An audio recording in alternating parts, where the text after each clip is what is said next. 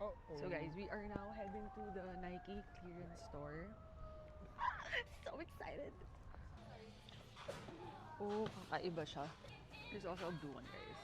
Guys, P6000. ang ganda ng kulay. Again, guys, we're looking for Vomeros.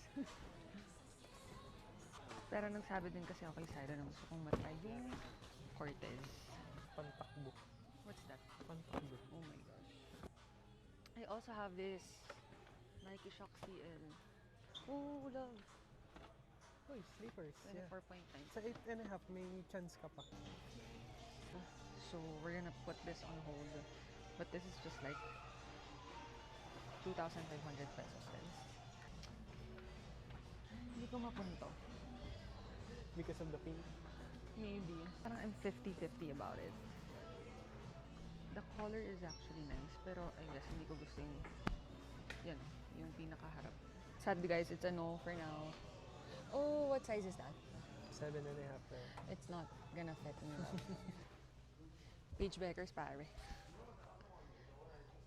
Nice? Is it nice? I need a mirror. Kinda big though. Ito may Yan, mas maliit yan. ito small. Yeah. Page Beckers kung nasan ka man. Yeah. You're my Fitspo. Sanfo, no? Pag nag-San Francisco. No Brock bars, no new friends. Ito love maganda din, no?